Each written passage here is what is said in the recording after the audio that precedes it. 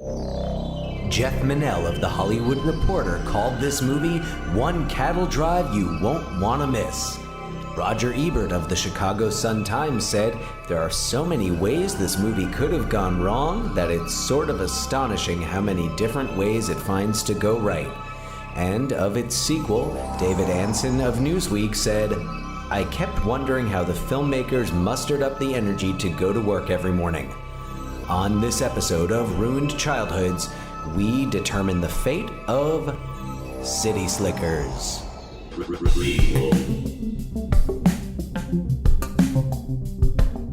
Sequel. Reboot. Which one will it be? It's the Ruined Childhoods podcast. Greetings, Starfighters. It is time for another Ruined Childhoods. And I am one half of your hosting team, Mr. Dan Wiener, Mr. Dubs, as they call me in the halls where I teach at a high school. Makes more sense when I'm not doing this. Hey, I'm John Richardson. I am the other host of the show. This is Ruined Childhoods.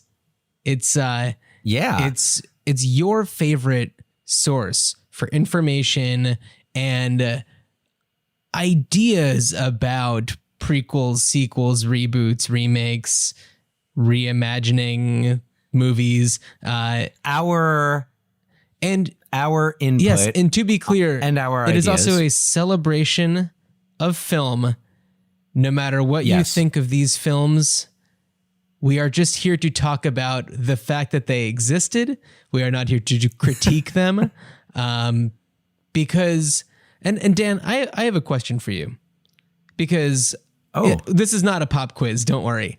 Anybody who listened to the last episode is aware that sometimes Dan's going to get a pop quiz, but not right now. So I became interested in movies and I became a movie watcher. I mean, honestly, it's because of you, Dan, because you were such a big movie watcher.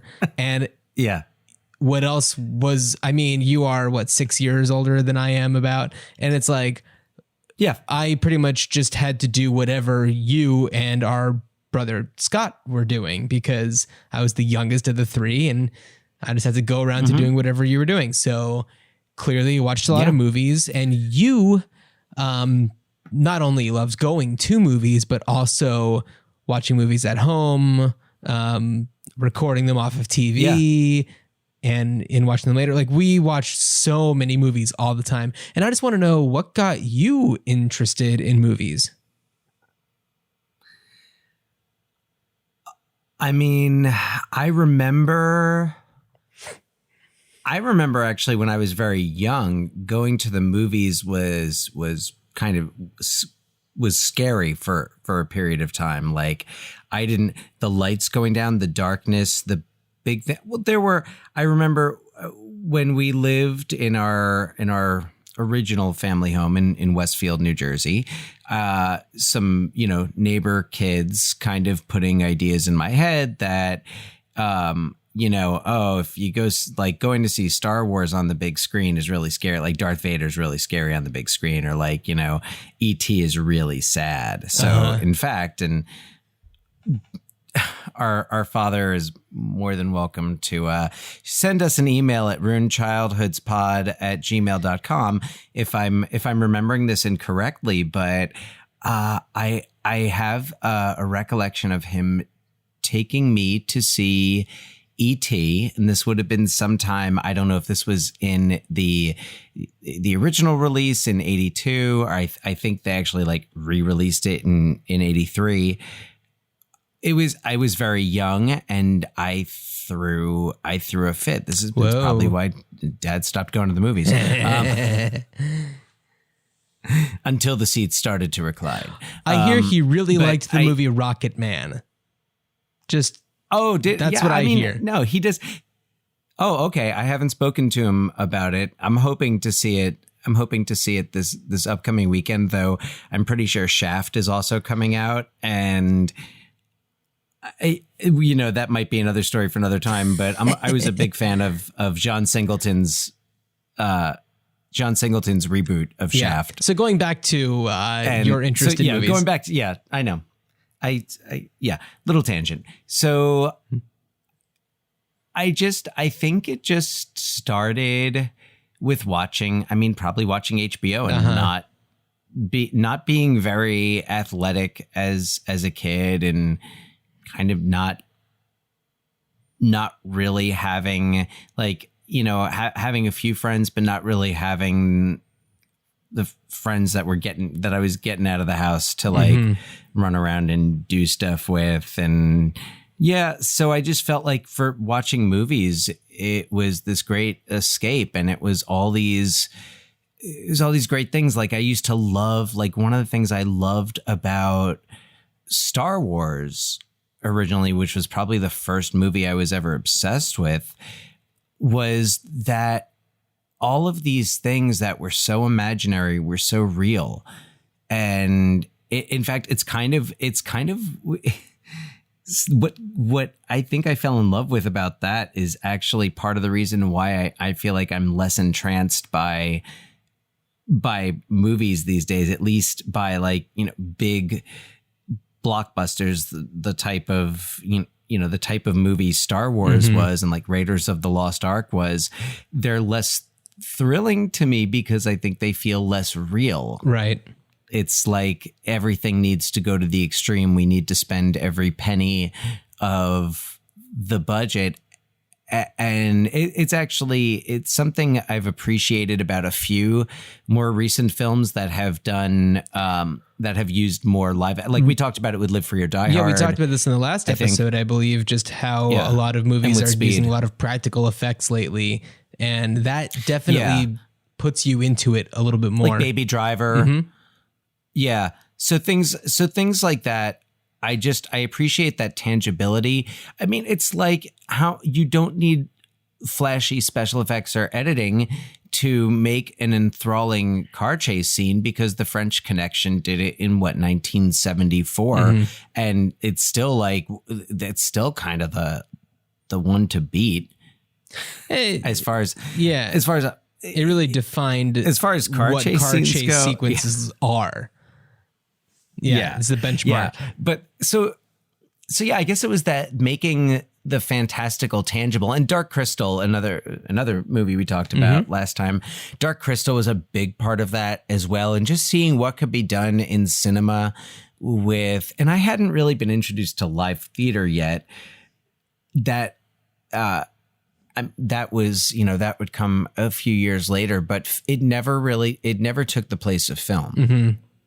For me, just because of everything you could do, all the possibilities that you could do. It's what made me, when I was 14 going on 15 and saw Clockwork Orange for the first time, right, and just felt, wow, all of these elements, all of these things are being put together and working together in a way that no other form that I'm familiar with can do. Or that was me thinking that in 1992, looking at a movie like that, which took classical music and made it futuristic, and had these strange milk bars and all these weird things that were like throwbacks, but they were quasi futuristic, and like Blade Runner, right? Like a movie that I fell in love with a little later, but just to see that fully realized vision, and it just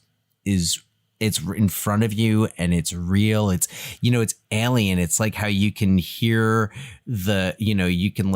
you can hear the saliva dripping down from the alien's mouth. Right. And it's believable. And even all the way back to 1979 to the original Alien. So I feel like cinema just has this power when it's done right. It can kind of transport you to another world and show you things that you maybe didn't think were possible at its best. Well, there you have it. I was just curious, and that was a very thorough answer. So I appreciate that. Oh, yeah. It's wild to me to think of there was a time in history when you didn't like going to the movies. Oh, no. Yeah. Yeah. I think kind of terrified. But, and that's, I mean, I remember, I could tell you the experience. I remember seeing La Bamba summer of 87.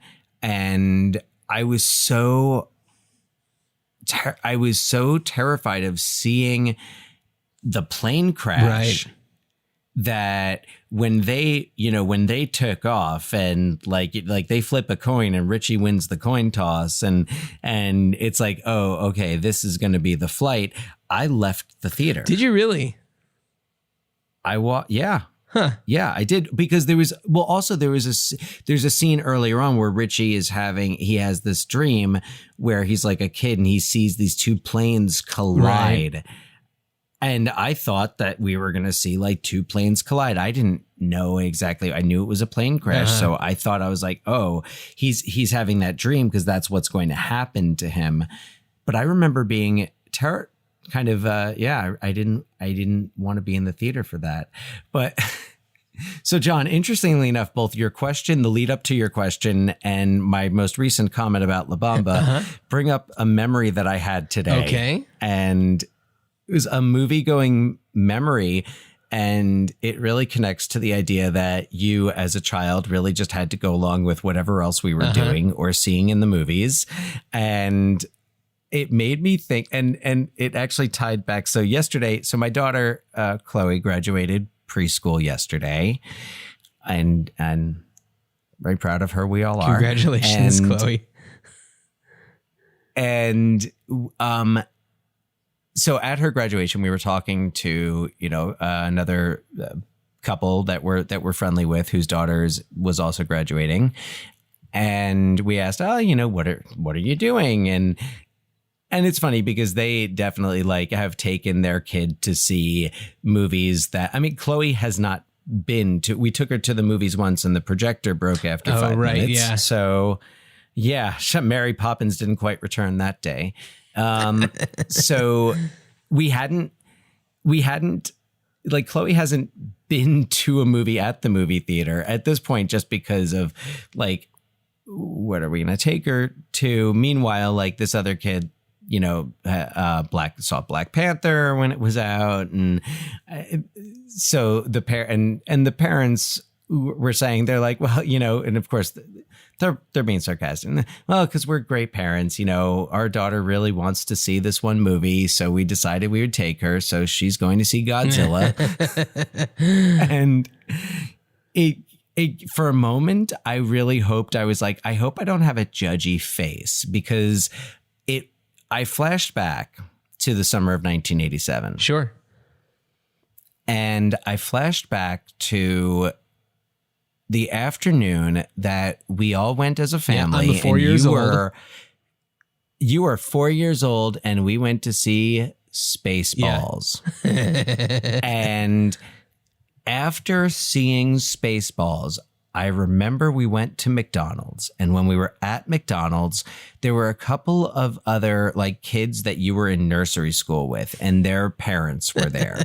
And these were not these kids did not have older siblings. These kids were not going to see Spaceballs. So when I remember them talking to Mom, and Mom, send us an email at ruinedchildhoodspod@gmail.com if I'm remembering this incorrectly, or this never happened. But I remember these couple of parents talking, and Mom was, oh yeah, we just went to the movies. And they're like, oh, did you go see, I remember Snow White. There was a re-release of Snow White. So, oh, did you go see Snow White? And Mom was like, no. Oh, Benji the Hunted? No. Oh, what'd you go see? Spaceballs. Did I go up to them and say I see your Schwartz is as big as mine? And then everyone freaked out. No, that I'd remember. Yeah, right. But I remembered the judgy faces, which now, of course, that I'm like, please don't let that be me, because yeah, right.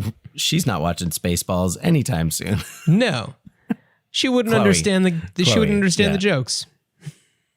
she wouldn't sit for 5 minutes That of is it. true. As soon as she would see all the reading at the beginning, she would just, no, she actually has been enjoying learning to read, and we've been working Well, on how that, very so. wonderful. Too bad this podcast isn't about your Reading is daughter fundamental. reading. It's about movie remakes and reboots and sequels and prequels. I've got some news bits, but we'll blast through them quickly.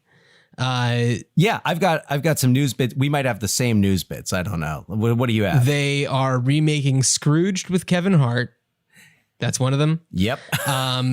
Yep. There's news that Sigourney Weaver as well as Bill Murray and Dan Aykroyd will be in the Ghostbusters movie that comes out next year. So Sigourney Weaver says that she's very excited to be getting a chance to work with them again, and so we'll see how that all shakes out. The other thing that I'd noted, and this isn't it. It kind of fits into what we talk about, but they are doing a prequel television series on NBC based on the Dan Brown Da Vinci Code novels. So Langdon, I believe it's what it's being called. So it will follow young Robert Langdon during his early adventures as the world's most prominent symbologist. And so that's from Slash Film. I got that. So that's what I got. Did you have anything different, or was it all just Scrooged? No, I saw the bit about the Scrooged remake, and I was kind of, I wanted to know more. So I'm kind of, I have no judgment until I know more, like what's the creative team, the original directed by Richard Donner. Well, it's so interesting because Scrooged is an 80s take on a Dickens tale. And so this is a 2019, 2020 take on an 80s take on a Dickens tale. Like how exactly, or is it just like we're going to take the ideas from Scrooged and just reuse them and update them a little bit more?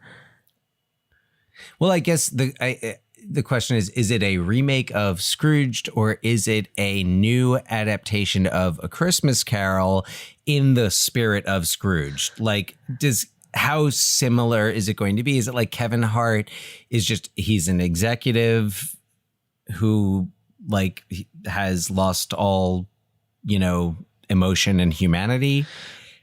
I mean, a lot of it translates, honestly. Yeah, I mean, it's kind of like, where does a Scrooged remake, like what really makes it different?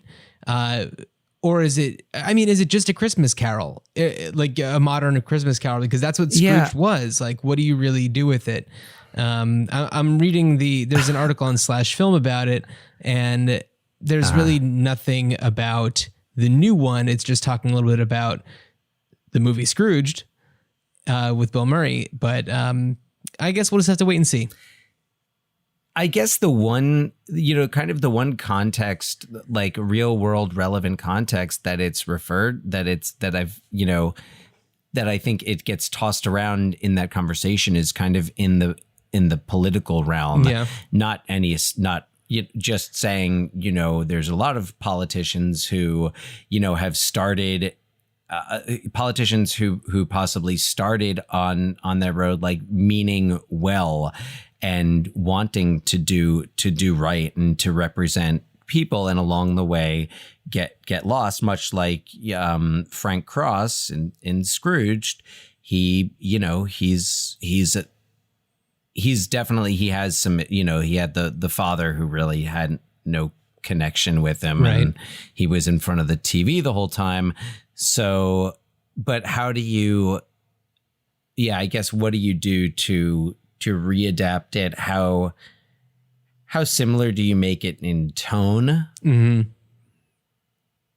So there was a lot of like Scrooged that, and I think it's partially the Danny Elfman score that's kind of reminiscent of it's Burton-esque in some ways. Yeah, for sure. Yeah. Well, anyway, let's move on to City Slickers. City Slickers, yes. One of my favorites. Dan, how good is City Slickers? City Slickers isn't good, John. It's great. And City Slickers 2, Legend of Curly's Gold. What are your thoughts? Not so great. Not as good. So, just to give everybody a little synopsis of each of the movies, City Slickers is about Mitch, played by Billy Crystal, who is turning 39 years old. And at the age of 39 is pretty much directly between Dan, where you are, and where I am. So I feel like we're kind of at the perfect stage in our lives to talk about this. Although in terms of the early 90s setting, 39 seems... It may as well be 52. Yeah. He's got like two... They're not grown kids, but they're like... Are they both Tween/teen? Yeah. Yeah. So Mitch is turning 39 years old, and he's in a bit of a slump. He has this job where he sells ads for a radio station, and it's kind of like he used to be really good at it and really passionate about it, but has really lost it and doesn't really care so much anymore, and his quality is going down, and his home life is just kind of like not really where he wants it to be, and no one's really happy. So he's lost his smile. He's lost his smile. Hello, smile. Where are you? So basically his two best friends, played by Daniel Stern and Bruno Kirby, decide to go on a 2-week trip. Just the three of them. They go on these trips. The movie actually opens with them doing a bull run. Right. Yeah. So they decide to take a trip for 2 weeks to do a cattle drive. So it's basically just working with people, kind of in a Wild West situation. Driving it's cattle. It's like cowboy cosplay.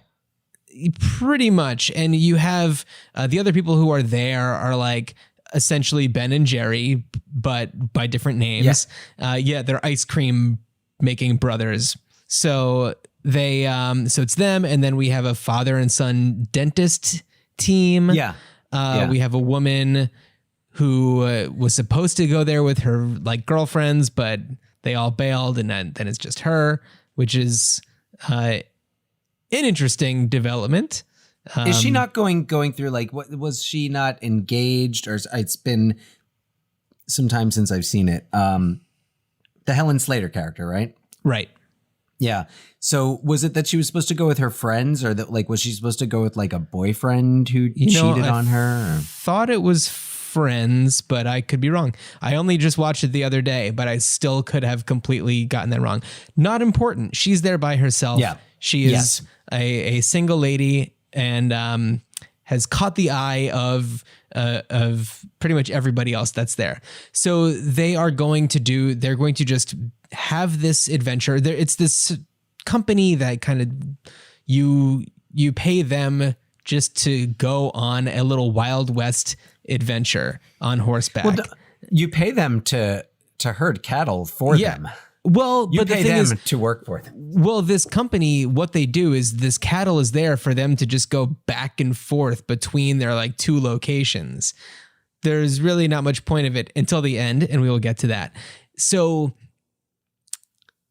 he's kind of being a grouch about it, but as time goes on, he warms up. He actually has a real bonding moment with this very surly, old, grizzled, leathery cowboy named Curly, played by Jack Palance, who won his Academy Award for this. Academy Award winning Jack Palance, following up his roles in Tango and Cash and Batman. Right. That's right. Cash, Tango, Cash. And he famously did his one-arm push-ups at the Oscars in his acceptance speech. That was the best Oscars, by the way. That was the best Oscars. I think it was the best Oscars. I remember, first of all, the year before when Billy Crystal was hosting the Oscars, he I remember he rode onto the stage in on a horse. He rode in on a horse to promote City Slickers because the previous Oscars were just a few months before City Slickers came out. I remember him getting off the horse and then taking out a car remote to like lock the alarm with the sound effect and everything. Yeah. So Hollywood in the early 90s. And you know what? That was a time when the Oscars were, it was in a lot of ways the Billy Crystal show, because he was kind of like the host for such a big chunk of the 90s. And he did so many great, like when Jack Palance did the one-armed push-ups and Billy Crystal just came out after every break and introduced a new, like, Jack Palance is currently orbiting the Earth, or Jack Palance is running the New York Marathon. And it was so great how that one thing that Jack Palance just did, I guess, to prove that he's, he was in shape. Yeah. It really set the tone for a lot of the jokes the rest of that night. But I remember, that was just, those were the movies of 1991, which City Slickers, as far as box office goes, was the number 5 grossing film. But that year was Silence of the Lambs, JFK, Bugsy. There were some other fantastic movies that year, Cape Fear. City Slickers was definitely in good company, and to end up winning a Best Supporting Acting Oscar, quite an accomplishment. Yeah, and up against all of those very heavy movies, where the Oscars is just like so well known for favoring the serious movies over the comedies, and Jack Palance was not he was like the straightest of straight men in that role. And he really had an impact, even though he was only on screen for a short period of time in that movie. He kind of shows up a little later and then he dies, and there's still so much more movie left. But just going back to a brief synopsis. So during the course of time when Billy Crystal's character Mitch is with Jack Palance's character Curly, they have a real bonding moment about the meaning of life. And then there's a cow that is pregnant who can't make it any further. So Mitch has to then deliver the calf. And that's a really cool moment. It really kind of puts everything into perspective for him. He names the calf Norman, and Norman becomes like his little like right hand. I know, and it's so wonderful, and it's like the way that he nurtures this young animal is really, really beautiful. And over the course of time, he really finds himself, and he, you see him really just coming out of his shell, and it's a really, truly beautiful movie in the sense that like the amount of character development is really tangible. I don't know. You have to give a lot of credit here to the phenomenal screenwriting team, Lowell, Ganz, and Babaloo Mandel. It's the names that are so fun to say, but they also do write some amazing movies. Dan, do you want to list some of their credits? Oh, absolutely. Splash, Parenthood. Let me see what other Ron Howard movies they did. They wrote for, I remember they wrote for Happy Days. Yeah. Back in the 70s. City Slickers. They were involved with City Slickers too. We'll let them off the hook for that one. I think Greedy was another one from the 90s that they were involved in, or at least one of them was involved in. I'm sure if I think of more, maybe Kindergarten Cop might have been a that sounds right. Gansdale production. Oh boy. But so they wrote this with Billy Crystal. I read that he was very involved in the writing process, at least, and quite a few real true stories from his life actually made it into the script. Yeah. The whole thing where his like mom calls him every year on his birthday at like the minute he was born and tells the story of what it was like giving birth to him and the whole story. Well, that's one of many things that pops up from Billy Crystal's real life. So let's see. City Slickers. A League of Their Own. A League of Their Own. Oh, I did League of Their Own. Wonderful. They did A League of Their Own. They did Multiplicity. Oh boy. Father's Day. A lot with Billy Crystal. Sure. Did they do No, they did not write Analyze This. Vibes. We've talked about Vibes before. Good luck finding it anywhere. Jeff Goldblum has successfully scrubbed it from history. Apologies to Cyndi Lauper, who may have enjoyed having that movie, but Jeff Goldblum, maybe not so much. No. So then City Slickers 2, The Legend of Curly's Gold, is a very different tale. At the end of City Slickers, Mitch, Billy Crystal's character, has Curly's hat. And at the beginning of City Slickers 2, he discovers that inside the hat, there is a map that is allegedly leading to a treasure. So he gets his, what's up? Legendly, as it is the legend of Curly's Gold. Dan. So then he gets Daniel Stern together, and they go to the library and look at the microfiche to try to figure out some stuff about the map. And sure enough, it's like a Western Pacific train robbery from 1908, and there's this guy's name in it. And when they find the picture of him, it looks just like Curly, which makes sense because it's an old picture of Jack Palance from like when he was in Shane. Yep. The first movie Billy Crystal ever saw, by the way, and the only other time that Jack Palance was nominated for an Oscar. There you have it. See, I'm not just here for puns. Oh, I thought you were. Okay. Time to rethink this podcast. So they decide to set out on a treasure hunting expedition, but the wrinkle is that they have to go with Mitch's brother. What's his name? Glenn, played by John Lovitz. Bruno Kirby did not come back for this one, but he was kind of replaced by John Lovitz, which is such a odd swap. They are very, very different actors. It would be fine if it wasn't so obvious that John Lovitz was there to replace Bruno Kirby. Not that like this was a story development that was actually called for. No, so Glenn is Mitch's brother, who is kind of a deadbeat. He just kind of like shows up and is always asking for money and, kind of screwing up opportunities that are given to him. And so they are going to be going on to a conference in Las Vegas for their work in radio. In between City Slickers and City Slickers, The Legend of Curly's Gold, a year has passed. Mitch is somehow manager of the station. Like he has gotten like the biggest jump in career that anyone's ever seen.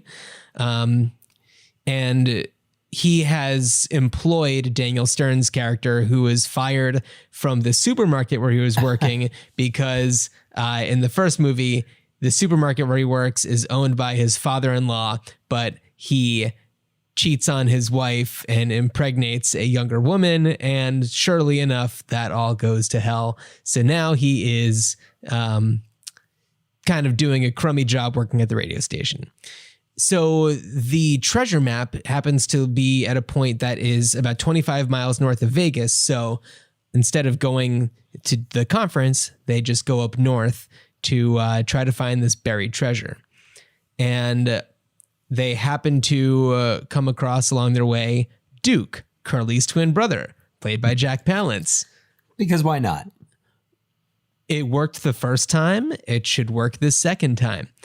And I'm not going to go into too much detail about it, but they go on a treasure hunt that ends up being not real treasure.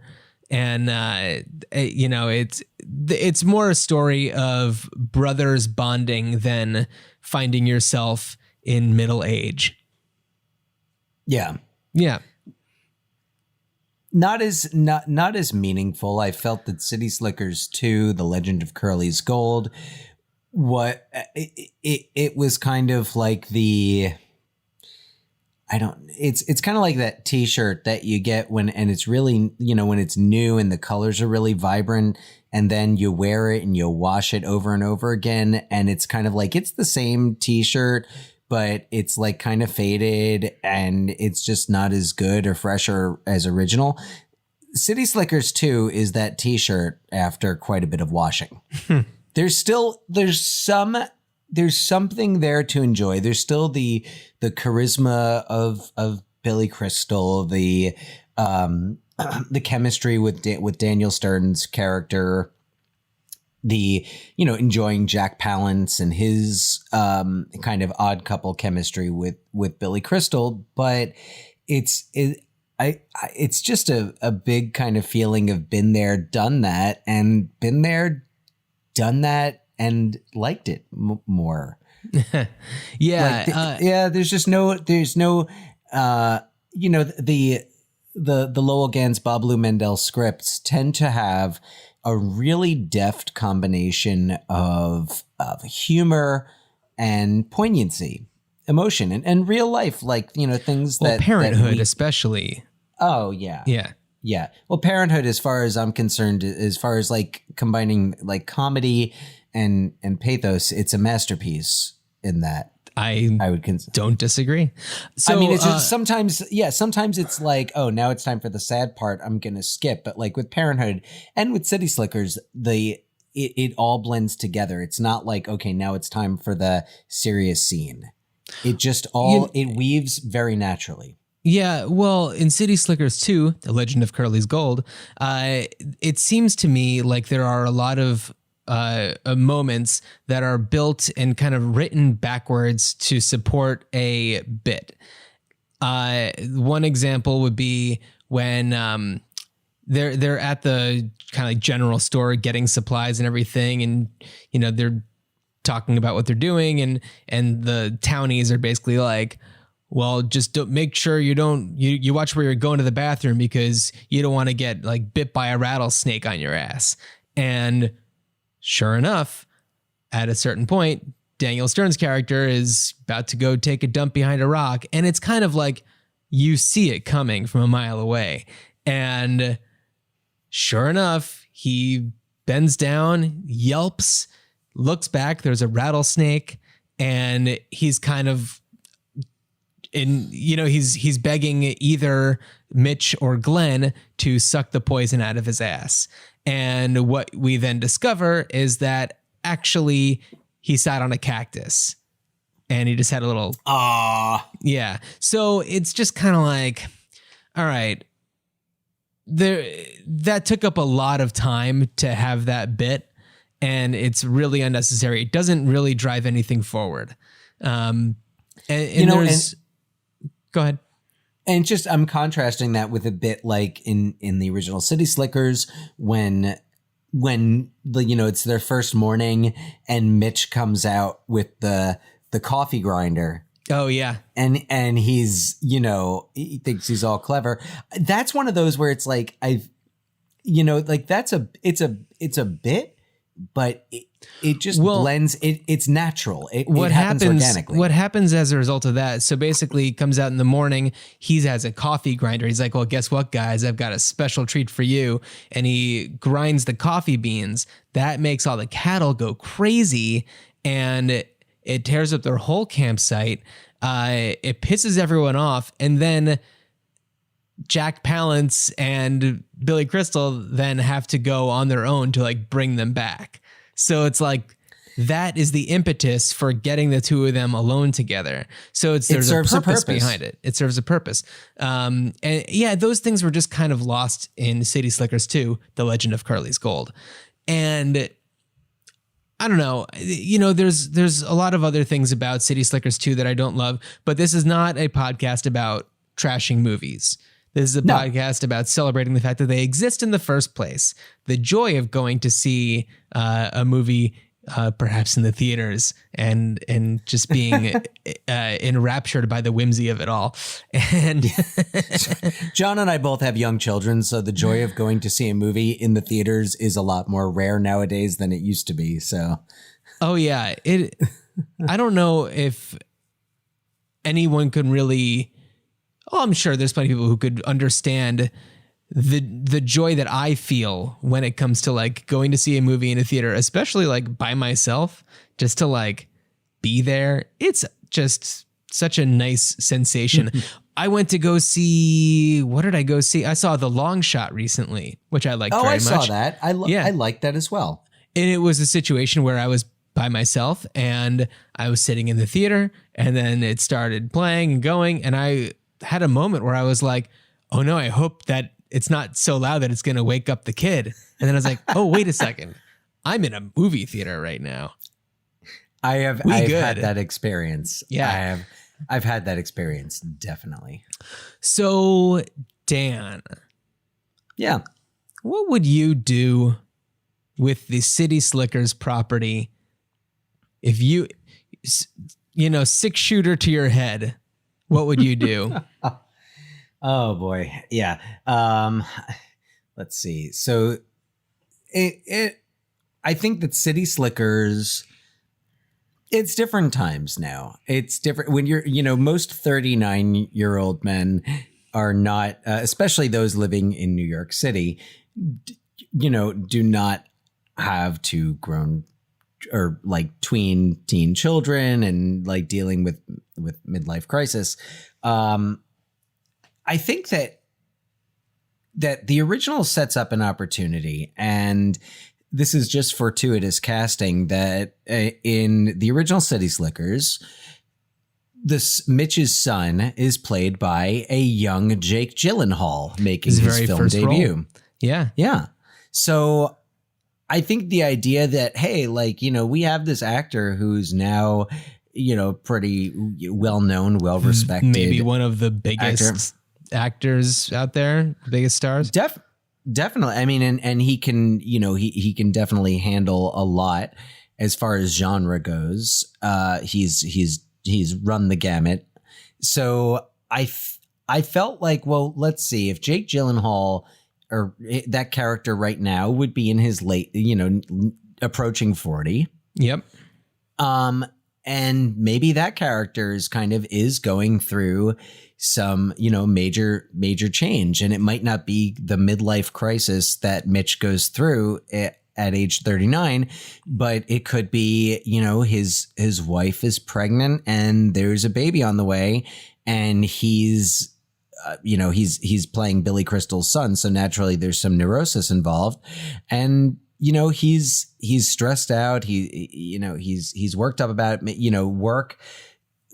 That's one thing that doesn't change, is people kind of being dissatisfied with work. So right. you could have that situation for him.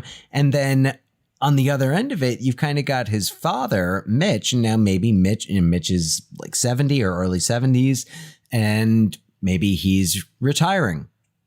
Like he's also like, that's also a pretty significant transitional phase in life, when, retirement and, the so-called twilight years.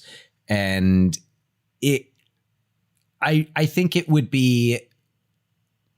just kind of makes sense to have them, the City Slickers ride again, or City Slickers last ride, and have, kind of Mitch and his son have this moment where they're talking, they're bonding, and Mitch is like, you know what?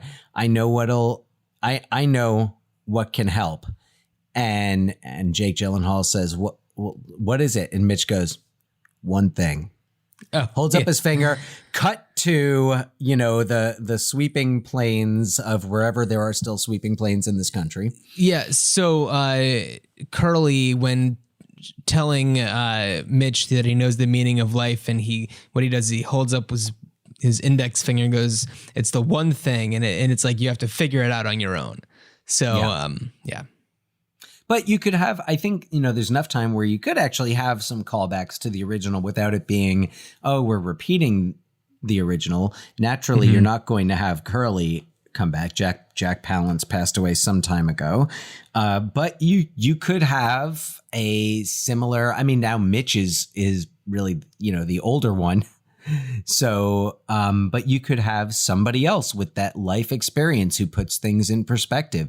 Maybe it's maybe it's a veteran, maybe it's a younger veteran, I don't know, a Michelle Rodriguez or an Army Hammer. And you have people come, you have other people joining them. And it's also, when City Slickers came out, it was kind of like go and be on a dude ranch. Like, this is a thing you can do. And I feel like there's less opportunity for that now. So I could see a City Slickers, a hypothetical City Slickers 3 kind of, I don't know, paying tribute to that, the kind of fantasy of frontier America, and that fantasy of, going out and getting what's yours and staking your claim, and, that so-called American spirit that, that's kind of been lost. The hard work, I think it was, who was it who said that people have grown soft? I think it was John Steinbeck who said something about people getting soft, Americans getting soft. And I mean, he said that long before City Slickers, but right. I think it would be, I think it would be a really something nice. And I mean, right now, America is a, especially conflicted place and especially divided place. And I think that something like this that could bring people together for one purpose, for one job, maybe it's herding cattle, I don't know, maybe it's something else, but something that brings a cross section of America together in search of what that one thing, I guess, or in search, just in search, I guess it is in search of that one thing, because everyone's really out there looking for something different, whether it's to find their way in life, to have one last adventure, to, just have time away where you're not distracted by any of the modern community. I mean, man, imagine all you could do with smartphones now on. Yeah. Well, they find a way. So in City Slickers 2, Legend of Curly's Gold, the cell phone is a thing. It is present in modern society. So that's the way that Mitch is able to communicate to his wife back home that, he is in Las Vegas. He's lying to her. And then once that cell phone breaks, that's when the jig is up, essentially. So this is kind of building up off of that. I'm imagining like at the beginning of the trip or something, like whoever's in charge, like takes their phones or something like that. And you have Jake Gyllenhaal's character, like, no, wait, I have to, finish sending off this last email. And well, if he has a pregnant wife also, then it's kind of a matter of like, kind of need to be in touch. Oh, there's that whole thing. Yeah, but then I know you just have like she's staying with a friend or her mom or her sister. Sure. So something to kind of build off on from what you're talking about, and you're talking about kind of the American journey and the frontier of Americans, and something that should be considered, especially if doing something these days, it would be pretty bad to not bring up indigenous peoples who, they were here before everyone else. So, now it's become more of an issue where it's like the frontier is, colonialism, and it's taking land from people who, rightfully owned this area, and Westerns have always, portrayed things in such a way to kind of shoot down, quite literally, the native people, and that has painted this image for so many people what the native people are like. And it's like they were fighting for their land, and they were fighting, they were protecting themselves. So it's kind of like also an opportunity to kind of right a wrong and acknowledge that a little bit. Well, and setting this, having a 2019, 2020 set film would allow that, whether it's embodied in, maybe it's Gyllenhaal's character who is kind of reminding his father, I don't want to take part in anything like that. This is what these people were all about. That's what they did. But I think so. It would be a good opportunity.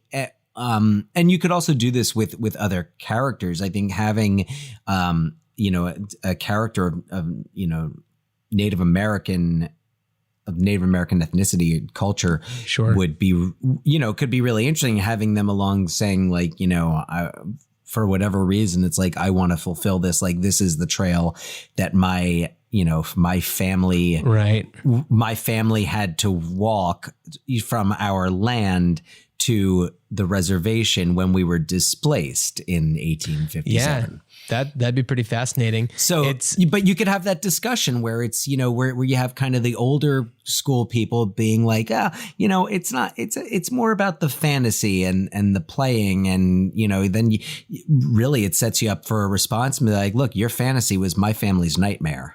Yeah. Oh man, things just got real heavy here on Ruined Childhoods and for City Slickers 3. But it came along naturally in this very spirit of a classic Lowell, Ganz, Babaloo, Mandel script. Absolutely, as things are meant to be, not so much the gags and goofs in City Slickers 2, The Legend of Curly's Gold. No, the humor and the heart. Yeah, absolutely.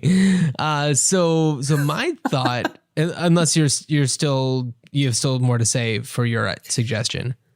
No, I was laughing at the idea of like a Lowell, Ganz, Babaloo, Mandel t-shirt that says humor and heart. I don't know. Oh, okay. Well, I'm chortling at my own imagination right now. Uh-huh. What okay. else is new? I'm sure that, how about this? When we release this episode on our Instagram channel at Ruined Childhoods Pod, we're going to put together some Lowell, Ganz, Babaloo, Mandel memes that will not be funny to anybody but us. So that's, look out. We think this, and then we encounter people who, French Fry Phil has a jar of ticket stubs. Yeah. Shout out French Fry Phil. Yeah. So it's not just us. Yeah. So I just wanted to go over my thoughts about what we would do with this, because I feel like there's a little bit of overlap in the way I was thinking and the way that you were thinking. I think that it's only appropriate to have it be centered around Jake Gyllenhaal's character. See, I kind of want to look up real quickly what the character's name was, so I don't just keep on calling him Jake Gyllenhaal.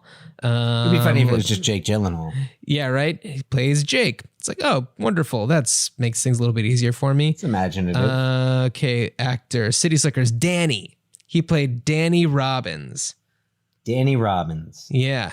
So Danny, in my third iteration of the City Slickers, plays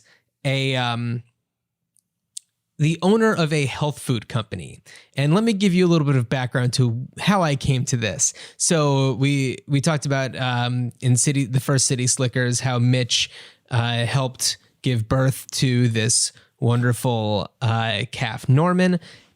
City Slickers 2, we see that Norman is a year later, so he's a year older. He is living with their family, and he's part of their lives. At the end of City Slickers 1, he comes back with them, but it's kind of like, yeah, but we'll, have him go off to a farm somewhere, something like that.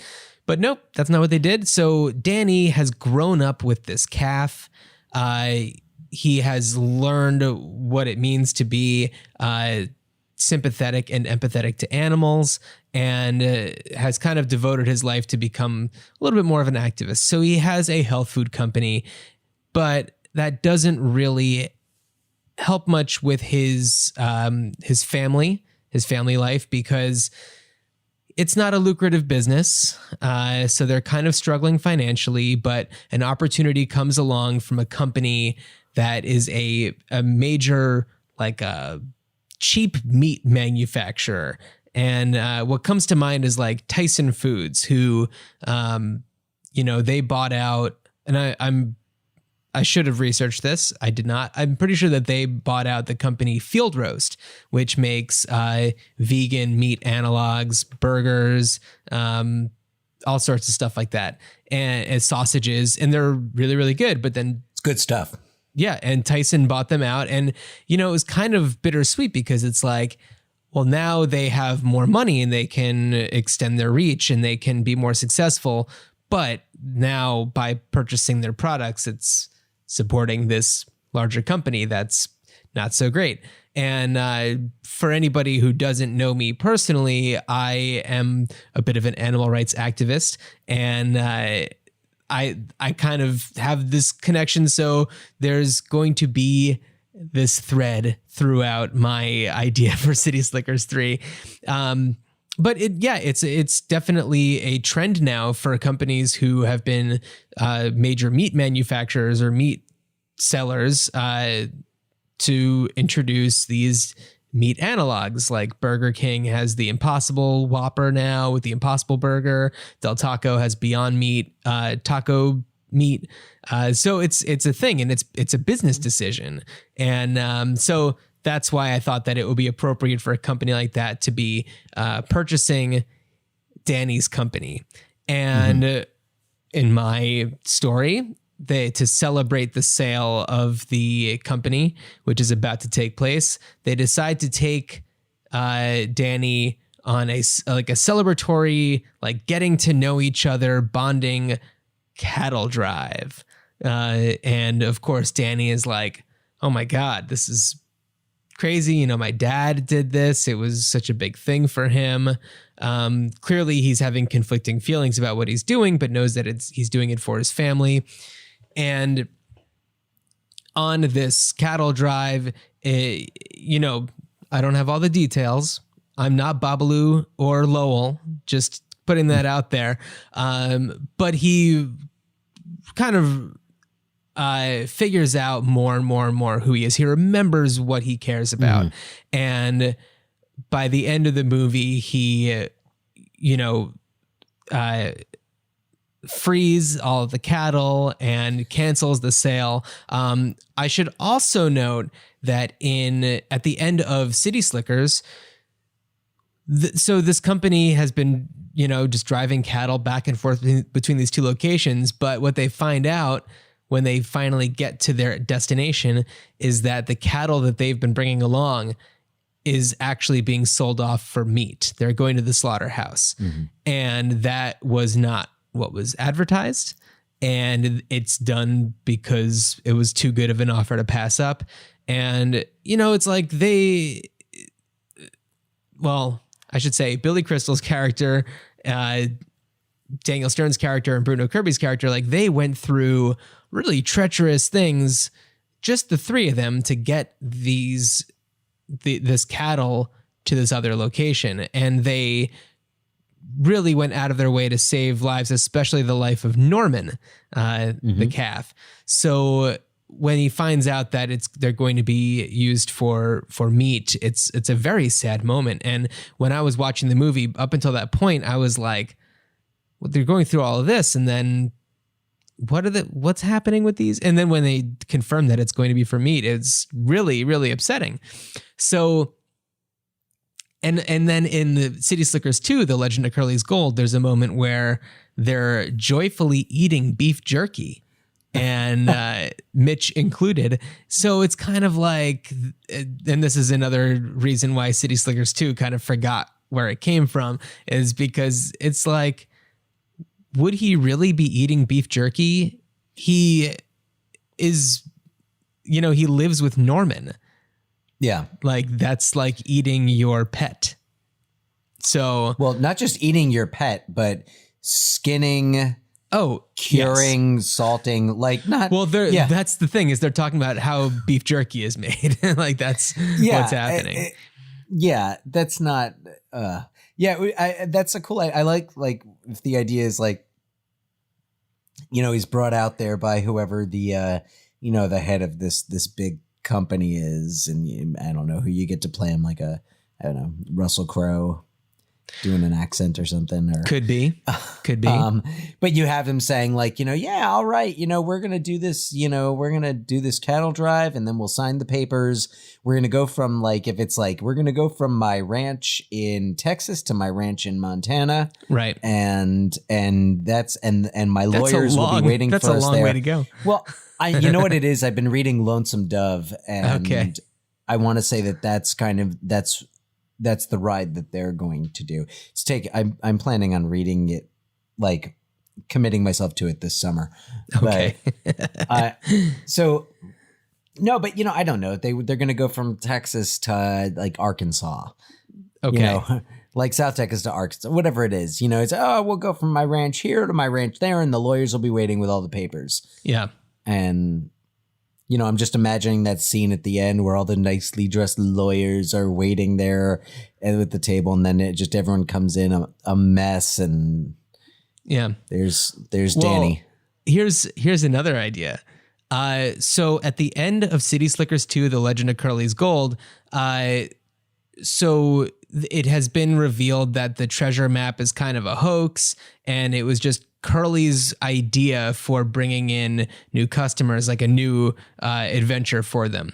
And when that is discovered, Duke actually lets Mitch know, by the way, this corner of the map that's like torn off, I have the missing corner. Like this was given to me by my mother. So like this map is real and that gold is right there. Like it's really close. So if I remember correctly, it kind of leaves it on a bit of a cliffhanger where it's just like, okay, so he's going to go out and try to get the rest of this gold. And what if for the past 30 whatever years, he's just still been out there like searching for this gold with his buddies. And in my version of the third story, they cross paths. And it's like, that's what makes him kind of take a turn.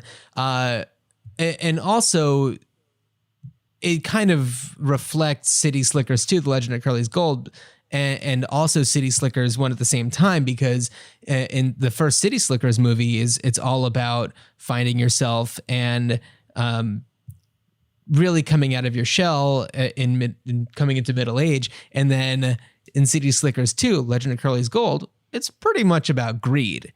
Like it's really like, gotta get that gold. Like that's always what it's all about.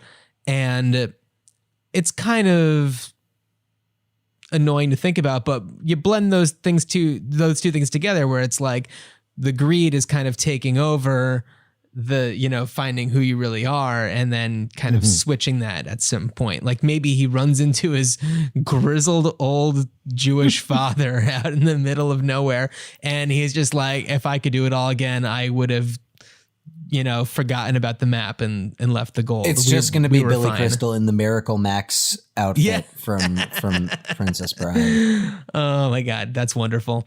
So that's have fun driving the cattle. Oh my God. So that's that's too perfect. So you aren't just here for puns. That's wonderful. So so that's what I got. That's what I got. I serve a purpose. Well, I think they work well together. The ultimate question, those two ideas kind of sync up, both involving Danny. I guess the question is how heavily involved is Mitch involved? I think my story has Mitch has heavy. more Mitch. Yeah, yours is like Billy Crystal cameo, Crystal Light level, Crystal Light, exactly, Crystal Light. There we go. Nice. So and Billy Crystal was certainly very active in especially that time in like the 90s and in the late 80s. And since then, you know, he did the Monsters Inc. movies as a voice, obviously. I hope that's obvious. And aside from that, he hasn't done too much. He had a series with Josh Gad on FX. Oh, right. Yeah. I want to say. And I feel like he just pops up. Like he actually did that. He and Daniel Stern did that video for Funny and Die where it was City Slickers and Westworld. And it was like they were in the Westworld labs. And you know, he's doing the rawhide like he does in the first Cities of the Rawhide, the man my ass is swollen bit. Like he's kind of doing all the old shtick. But what's funny is they're like, oh, he's kind of a robot who's malfunctioning, which is why he keeps repeating the same shtick. Well, and just to go back to what we were saying earlier, and that's a great example. The rollin', whatever, man my ass is swollen. That is a great joke that doesn't have to do with anything else, but it's a character moment that takes up no time. It lets you know like how seriously he's taking things and where he is. It's setting up the fact that he's like not very comfortable. And then later on in the movie, he's like riding a horse like crazy. And you know, it's like it sets rapids, up his development. Oh my God. That like scene in the rapids into the rapids to rescue really Norman. Awesome. Yeah. And also his friendship with his two buddies. That's right. Yeah. I mean, this is classic Ganz Mandel stuff. Gandel, if you will. Oh boy. Didn't you say that earlier? I might have. I probably did. Yeah. Yeah. So I've been putting together IKEA furniture all day today, so my mind is mush. So yeah, that's City Slickers. Yeah. So I mean, you know, I don't think there's been any real talk of any of this actually happening, any type of sequel or reboot. But you know, we always, you know, it's like with Scrooged, you know, you never know when someone's gonna say, hey, let's revive this property, and you know, I don't know, they'll just probably remake it, put a Hemsworth in it and call it a day. Yeah, I'd be okay with that. I mean, another thing to think about is like the movie's called City Slickers. Yes, the first two movies took place kind of in a Wild West situation, but it could be any type of non-urban situation. They could be on an Australian walkabout. Like it could be something just, look, Dan, I'm just kind of throwing things out there. They could be on an Australian. They could be walking the, was it called El Camino de Santiago? What's in Spain, that? it's a pilgrimage walk. Oh, a couple of my coworkers have done it and have talked about it. So very cool. Yeah, I don't know. I think though but also if you go the old West route, you've got some opportunities with Jake Gyllenhaal for some Brokeback Mountain. This is very true. Cast Anne Hathaway as the wife. Yeah, that's right. You know, or put Anne Hathaway on the trail with him. Have her be there. Absolutely. Yeah, absolutely. I mean, yeah, Hathaway doesn't have to be away. Oh boy, that's another thing about the City Slickers movies is that they're so male driven. You know, it's just like a boys show. So it would be nice to, you know, that would change. Include women. That would. Well, I mean, I feel like if you're gonna do a City Slickers set, I mean, yeah, it's the group has got to be, you know, they had the one woman. Different. The attitude's different. They had the one woman in first City Slickers and Helen Slater, and she was like, it was very much present that she was just an attractive woman that was there. I mean, she was Doesn't great. She hook up with Daniel Stern at the end, or sure like, does. Don't they? Well, it's like they kind of give each other a look, and then you find out in City Slickers 2, Legend of Curly's Gold, that they did have a romance, but because he was just in the middle of a divorce, it was just bad timing and whatever. So there's that. All right, City Slickers. Well, and City Slickers. And it is, you know, if there's ever an occasion to check out City Slickers 2, The Legend of Curly's Gold, once again, it is celebrating its 25th anniversary. Happy birthday. This month. Yes. Duke. I don't know. Glenn. Glenn. I do. By the way, remember where I saw both. Please of the tell City everybody. Slickers movies. And I know you've been wondering. So I'll go backwards. City Slickers 2, Legend of Curly's Gold. I actually think I have the ticket stub in my collection from the New Park Cinemas in Roselle Park, New Jersey. Okay. And I remember seeing the original City Slickers at the Rialto in Westfield, New Jersey. And I saw it on one of those. It was like a, sneak preview, like the weekend before it comes out. Right. So I remember going with some friends to go see that a little early. You read about it in the paper. I saw it in the paper. Yeah. I saw it, in the arts and entertainment section. Yeah. Yeah. There was no Fandango. I don't even know if there was like 1-800 movie. Was it 1-800 movie tickets? Movie phone. Right. What was the commercial with like the little 777 film. Yeah. 777 film. Yeah. Man. Oh, all you kids listening who never had to call a hotline to get movie showtimes, you're better off. You're not missing anything. Dan, children are not listening to this show. If children are listening to this show, then they have I'm assuming they would know what movie phone was. John, I got news for you. There are young adults, not children, who will not remember movie phone. Because that's sad. It's 2019, so... Well, maybe they've seen the episode of Seinfeld where Kramer has the number that's one number off from movie phone and, Oh, right. Yeah. That's possible. Yeah, man. That's what's going to keep the memory of movie phone alive, Dan.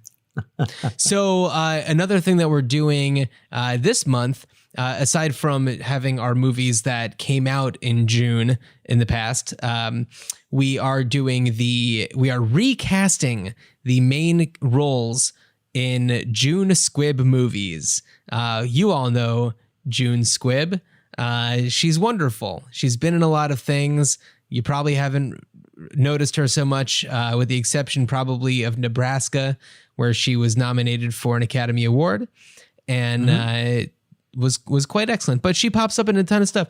And on this episode, we're recasting the movie In and Out, the Kevin Kline classic that I kind of go back and forth in my mind of like, could this thing hold up today? It is about you're right. Like it's about a person. It's pretty dated. It's about this guy who is a high school teacher. He is engaged to a woman played by Joan Cusack, and they are getting ready for their wedding. And one of his old students is actually about to win, or he wins an Academy Award. And in his acceptance speech, he announces that his old teacher, played by Kevin Kline, is gay.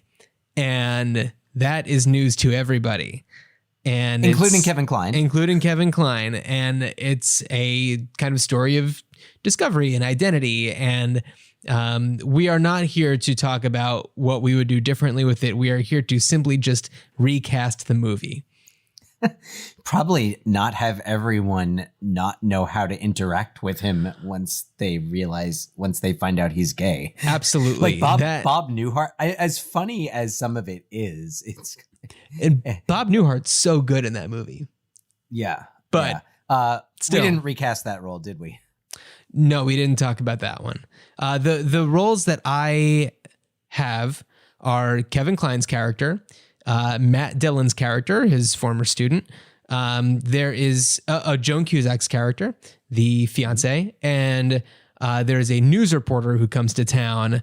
And spoiler alert, he and Kevin Kline's character, he's played by Tom Selleck. I don't know if I said that, but they actually kind of hook up and do they get together? I don't remember if it's.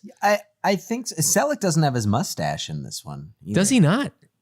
I mean, that was a pretty big deal. Interesting. Yeah. Okay. I mean, I don't know. Maybe so those Kevin are the Kline roles. wouldn't kiss him with the mustache. I don't know. Those were the roles that I put down. Do you want me to go first, or do you want to go first? Go for it.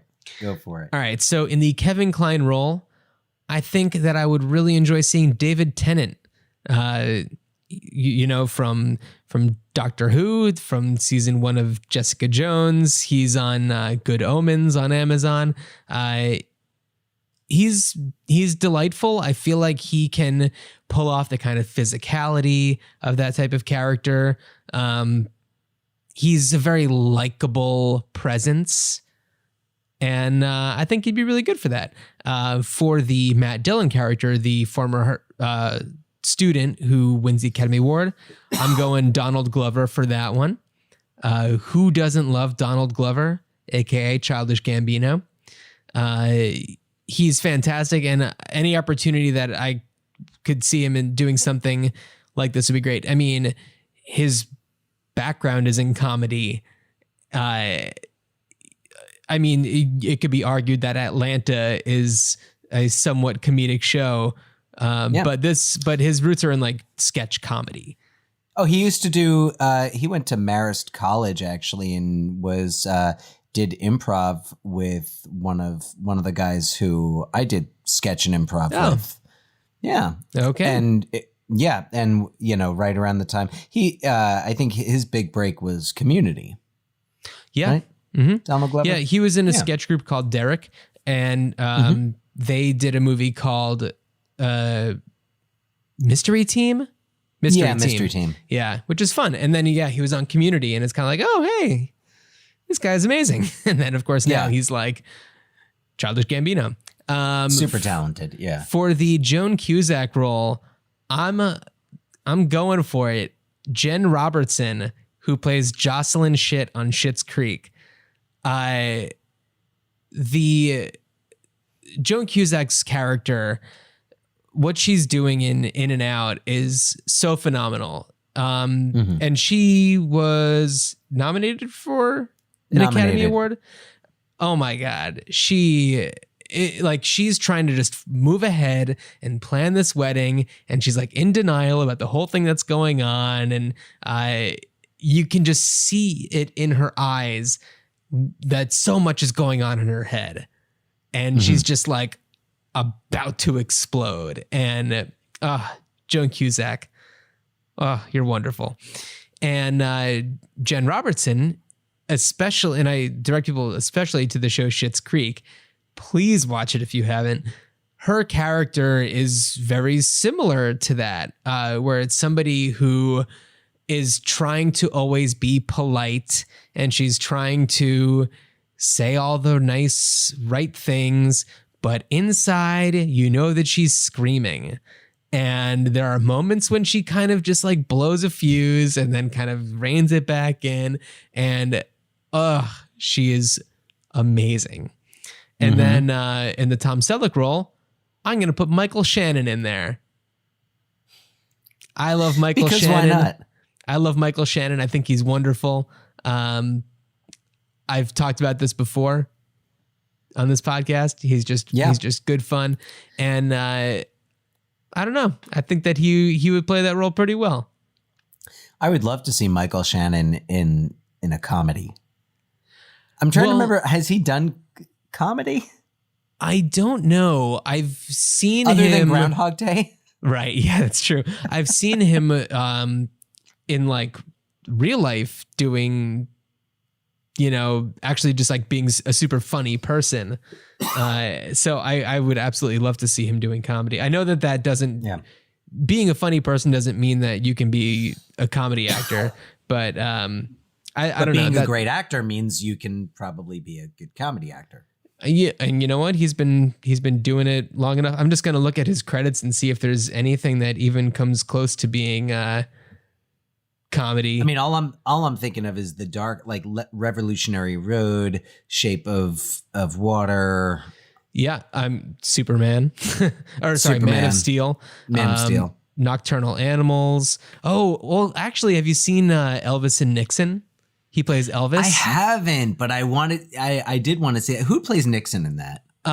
That is Kevin Spacey, unfortunately. That's why I haven't watched it. Yeah. But it'd be good to watch it just for Michael Shannon, because not someone you would think would be a good Elvis, but like he's pretty great. He was in the movie She's Funny That Way. Oh, he was also in They Came Together, the David Wayne movie. Oh, I still haven't seen that. It's funny. Paul Rudd, Amy Poehler. Yeah, I don't remember what his character was in that one, but he's done comedy. So there you go. Oh, Great. and he was also on the show Delocated. That's the John Glazer show with Eugene Merman, where he's John Glazer's character is in witness protection and he's always wearing a ski mask and his voice is always changed. And it's kind of like a reality show about being in witness protection and being completely disguised. Delocated? It's How so have I funny. not heard of this? It's so truly bizarre. John Glazer and Eugene Merman? Yeah, it's so good. Oh, how have I not so seen anyway, this? that's who I have in my recast of In and Out. Dan, who do you have? Okay, so I was thinking two different directions for the Kevin Kline character. If you were going to skew a little younger, Bill Hader or Adam Scott, I think could play that very well, very believably, realistically. If you were going to go a little older, though, I think I would love to see Bryan Cranston. I 100% co-sign Bryan Cranston. Yeah, I think I would really love to see Bryan Cranston do this, not just to see him playing a teacher again, but he's wonderful. He's wonderful. He's so good. And very funny and like very adept at comedic roles. Mm-hmm. So that's where I was going for that. And then for the Joan Cusack role, I was trying to remember the name of the character. So on the, I guess, younger end of it, like an A.D. Bryant from Saturday Night Live, and I forget the name of her show on Hulu, but Shrill. It's really good. Shrill, yeah. Shrill, and I think she does. Shrill is excellent. Shot in Portland. That's where I live. Mm-hmm. Great show. But in terms of how you were describing Joan Cusack's performance, I think that's something A.D. Bryant could do really well. Uh-huh. I could see Amy Schumer doing well. Just talking along the lines of A.D. Bryant, someone else who's, one of her SNL cast members who I think would actually be pretty good at that is Vanessa Bayer. I think that she'd also be really good. Yes. Yeah. Yeah. But I'm sorry, you were saying Amy Schumer. Very tough. Amy Schumer, Natasha Lyonne. Talk about someone who's having a moment right now. Well, with Russian Doll. Oh yeah, for sure. And also along the lines of Natasha Lyonne, another interesting choice for the Kevin Kline character would be Fred Armisen. Oh yeah. Fred Armisen would actually be really good in that. Or he'd be good in the Tom Selleck role. Yeah. And now who I have in the Tom Selleck role is, I think my top choice would be Idris Elba. Yes, absolutely. Yes. A second, I wrote down David Harbour just because I'm like, David Harbour is good. You can put him in things. Sure. I think I like Idris Elba better. Another person who I'd love to see doing comedy. Yeah. Yeah. And then for the Matt Dillon role, I was thinking Dave Franco. Uh-huh. Or Adam Dave Franco, Driver, who came up in the last episode's recast for Scent of a Woman. Mm-hmm. So like Dave Franco, Adam Driver, I think would be that. I think that would be a good spot for him as well. Yeah, I mean, I also really like the idea of Donald Glover. Who doesn't love Donald Glover? I'm totally down with that. In fact, I think I like the Donald Glover suggestion more so than Dave Franco. I wrote down Adam Devine. Oh yeah, yeah. Yeah. I feel like when Adam Devine is in something, it becomes the Adam Devine show. Right. Yes, Yeah. that was my hesitation. John David Washington as in the Matt Dillon role, perhaps, of Black Klansman. Black Klansman, right? Which I thought in that, like, I thought he was actually pretty funny for a movie that wasn't necessarily, I mean, there was definitely humor in that movie. Sure. But I felt like I really saw him doing more comedic work. Well, yeah, he was the one in that movie who was doing all the comedic stuff. Everyone else was. Yeah. What about Michael B. Jordan? Michael B. Jordan, I mean, I put him in anything. I think he's awesome. Like, I'm trying to think of some of actors who I really like and could use the opportunity to do something light. So Michael B. Jordan, the only other time I've seen him doing something that's like comedy, what was the name of that movie? It was like that romantic comedy kind of thing, That Awkward Moment. And That Awkward Moment. Yeah, it's who else is in that? Zac Efron and Miles Teller. Okay. Yeah. So it kind of doesn't really, the humor in it doesn't come through as much as I think they would have wanted it to from his character. And I think that the Matt Dillon role in this movie is just the right amount of a comedic performance that Michael B. Jordan would be probably pretty good at. I mean, Michael B. Jordan's amazing. We've talked about him before, plenty. But for this role, not someone who, you know, who we see in comedies that we either see him, you know, in Black Panther or in Creed or in Hardball, was he in Hardball? He was one of the Keanu kids. Reeves. He was, yeah. No kidding. Actually, and while we're talking about Michael B. Jordan movies, Chronicle. Did you ever see Chronicle? You know, I haven't seen Chronicle. I got to watch that one. Great flick about 3 high school kids who are exposed to some weird stuff and they get superpowers, and it's kind of like what would happen to 3 real teenage boys if they got superpowers, especially like what would happen to kind of like, you know, the school, like the outcast, the kid who gets picked on. So I know there's a movie right now that's kind of similar. It's a Brightburn. It's not quite. It's kind of like what if Superman like came to Earth and decided to not save everybody and protect everybody. Brightburn, directed by David Urevsky, who I went to summer camp with. No shit. Genuine reaction right it's there. True. I have no idea. So, Dan, why don't you tell people what our next episode is going to be? All right. So next week, we will be continuing our trend of discussing June releases, the big summer blockbusters, and we will be discussing 1990s Dick Tracy. Dan, I'm very excited because it means I get to watch Dick Tracy. As opposed to 1999's Dick. That's true. So Dick Tracy, Warren Beatty, Madonna. It's what a cast. Al Pacino, Hoffman. It's a crazy bananas movie, and we're going to talk about it next time. Very excited. For our next June Squibb movie recast, we will be doing Meet Joe Black.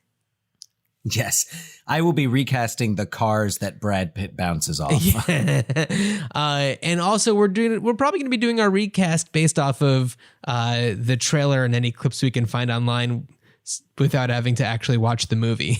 So no offense to anyone involved. But yeah, we have to watch Dick Tracy. I don't have 3 hours for Meet Joe Black. Is it 3 hours?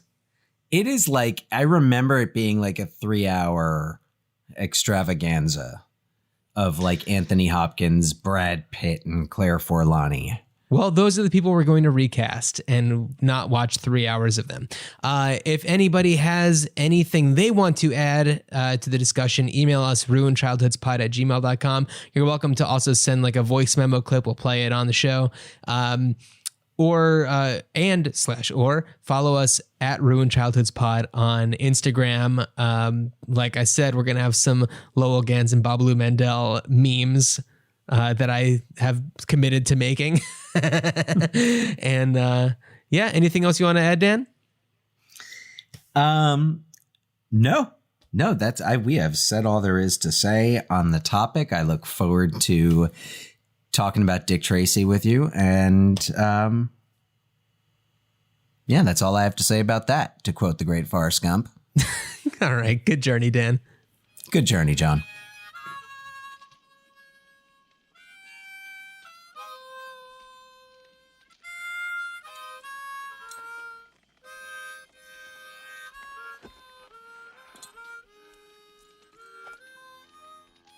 See them tumbling down,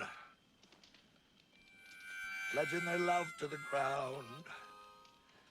Lonely but free I'll be found, drifting along with the tumbling tumbleweeds. Cares of the past are behind, no way to go but I'll find